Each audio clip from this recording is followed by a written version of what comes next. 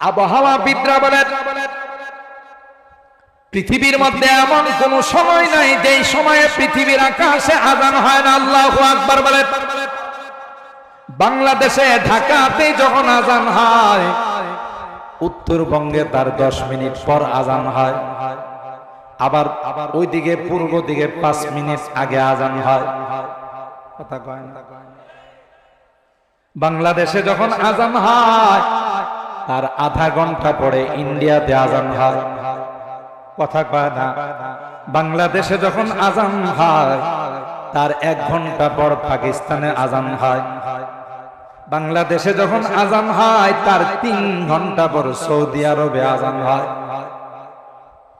আল্লাহ পৃথিবীর সিস্টেমটাকে এমন বানিয়ে দিয়েছে, গোটা পৃথিবীতে এক সময় আযান হয় না। আল্লাহ ডাক দেয়া কই, নবী আমার, গর্দবদের কথা শুনে, মগাগুলোর কথা শুনে আপনি মন খারাপ কইরেন না। যখনই আযান হবে আমার নামের সঙ্গে আপনার নামটাও আমি অ্যাড করে দিলাম।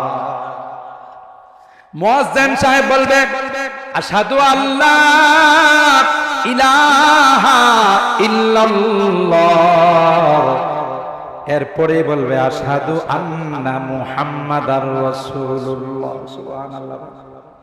বলে না মাওনার আযানের মধ্যে কি আমার নবীর নাম আসে না? কথা কয় না। আবহাওয়াবিদরা বলেন পৃথিবীর মধ্যে এমন কোন সেকেন্ড নাই, এমন কোন মুহূর্ত নাই যে মুহূর্ত আযান হয় না। সুতরাং আল্লাহর নবীর নামটা পৃথিবীর আকাশে বাতাসে 24 ঘন্টা উচ্চারিত হয়। সিস্টেমটা কে করছে? জোরে বলেন।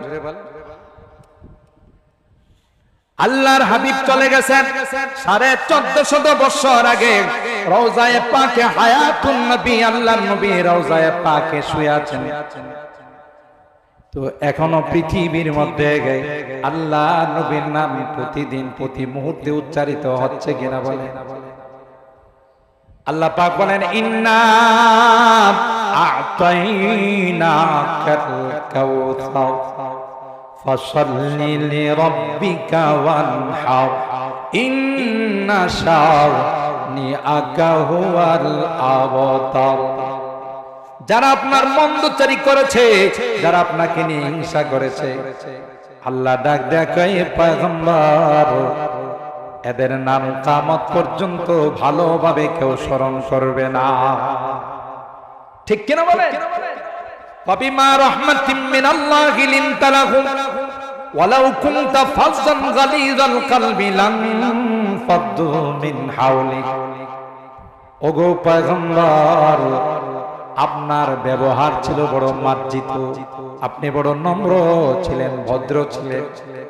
আপনি মানতাকামা রাসূলুল্লাহ সাল্লাল্লাহু আলাইহি ওয়াসাল্লাম লিযাতিহি কাত্তু, ব্যক্তিগত কারণে জীবনে কাহারো কাছ থেকে প্রতিশোধ নেই। উলামায়ে কেরাম জানেন সাইয়্যিদুশ শুহাদা হযরত হামজা রাদিয়াল্লাহু তাআলা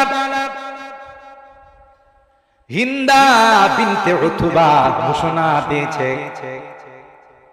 হামজার কলিজা যদি কেউ আমার কাছে পেশ করতে পারে, হামজার মাথার খোলটা যদি পেশ করতে পারে, কলিজা চাবাইব আর এই খুলের মধ্যে শরাব পান করব। নাউজুবিল্লাহ।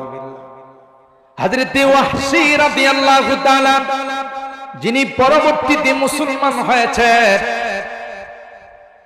ওয়াহশী রাদিয়াল্লাহু তাআলা এই ঘোষণা শোনার পর যে বিশাল আকৃতির পুরস্কার পাবে, সাইয়্যিদুশ শুহাদা হযরত হামজা রাদিয়াল্লাহু তাআলা আনহুকে শহীদ করার জন্য তাকে জবাই করে তার বুক ছিঁড়ে কলিজা বের করে তখন ওখানে হিন্দা বিনতে উতবার কাছে আবু সুফিয়ানের স্ত্রীর কাছে পেশ করেছে। আল্লাহর হাবিব এই দৃশ্য দেখার পর আউট অফ দা কন্ট্রোল, নিজেকে কন্ট্রোল করতে পারেন নাই। তখন লাশ দেখে সাথে সাথে বলেছিলেন ওয়াল্লাহ লা উমাসসিলান্না মিনহুম ৭০ রাজুলান, আমার এক চাচার পরিবর্তে ৭০ জনকে আমি হত্যা করব।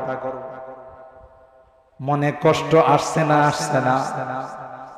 যদিও কোন মুফাসসিরিনে কেরাম লেখেন এটা হলো হিকমত, কারণ নুকতা বাদাল লুকু হযরতে হামজা রাদিয়াল্লাহু তাআলা নূর শাহাদাতরা এইভাবে কেন হলো, এত আসমানি ফায়সালা। আলোচনা লম্বা হয়ে যাচ্ছে। উলামায়ে কেরাম জানেন কোরআনে আসে আল্লাহ তাআলা যখন মদকে হারাম করেছিলেন এক ধাপে মদ হারাম করেন নাই, ধাপে ধাপে আল্লাহ তাআলা মদকে নেশাকে হারাম করেছেন। কারণ এই নেশার কারণে অনেক ঝগড়া অনেক ক্ষয়ক্ষতি শুরু হয়েছিল। বুখারী শরীফের হাদিসের মধ্যে আসে একবার হযরতে আলী কাররামাল্লাহু ওয়াজহা আল্লাহ নবীর কাছ থেকে একটা উটনি পেয়েছেন, আর একটা উটনি তার নিজের ছিল। ফাতেমার ওলিমা করবে, টাকা নাই পয়সা নাই। একজন স্বর্ণকারকে বলল, ভাই চলো রে তোমাকে নিয়ে পাহাড়ে যাব, ইতখির ঘাস নিয়ে আস। তখন স্বর্ণকারদের স্বর্ণ পোড়ানোর জন্য ওই ঘাসটা ব্যবহার, এটার নাম হলো ইতখির।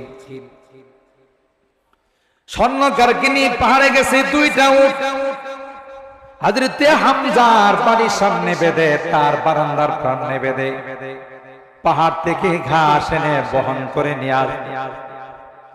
এদিক দিয়ে শরাব হারাম হয় নাই, হযরতে হামজার ঘরের মধ্যে শরাবের আসর চলতেছে। শরাব খাইয়া নেশাগ্রস্ত হয়ে গেছে, আরেক দিক দা গায়িকা গান গাইতেছে।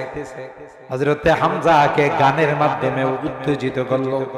আলায়া হামজুল শুরুফিন নিবাই ওয়া হুন্না মুআক্কালাতুন বিল ফানাই দাইস সিকিনা ফিল লাব্বাতি মিনহা ওয়া দাররিজুহুন্না হামজাতু বিদিমাই ওয়া আজ্জিল মিন আতাই বিহা বিলাহমিন কাদিদাম মিন তাবিখিন আও শিওয়াই।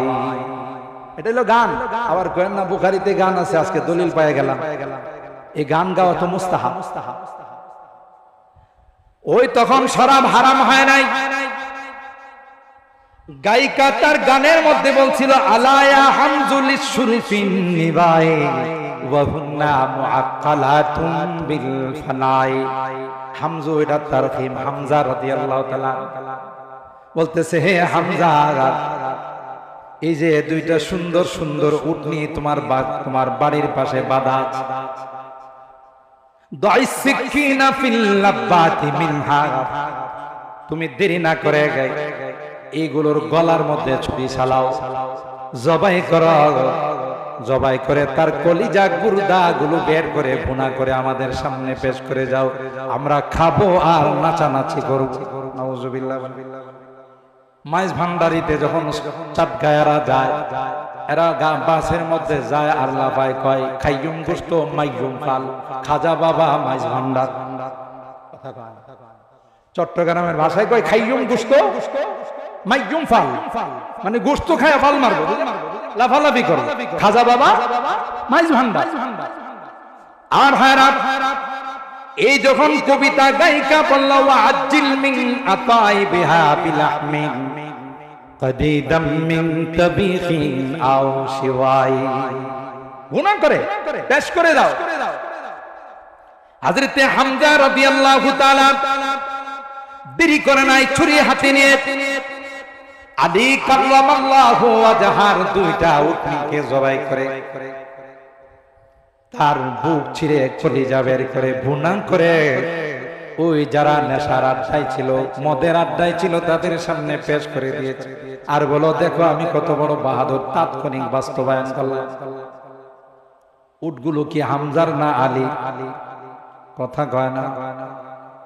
আরেকজনের উট জবাই করা জায়েজ আছে, কিন্তু এই হিতাহিত জ্ঞানটুকু হযরতে হামজার হয় নাই।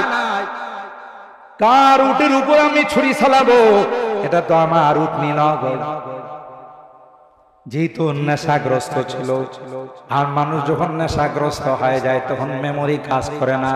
মেয়াদ উত্তীর্ণ বোতল খায়া বাসায় আইসা স্ত্রীরে জড়াইয়া কয়, আম্মা জান কেমন আছেন? কথা কয় না। লা ইউফাররিকু বাইনাল মাই ওয়াল বয়, মার বোর মধ্যে কি করতে পারে না, পার্থক্য করতে পারে না। কেন? ওই যে মাথা কাজ করে না। ঠিক কিনা বলেন? মাঝে মধ্যে আমরা রাস্তায় যদি কোথাও পার্কিং করি, বোতল খাওয়ারে কয়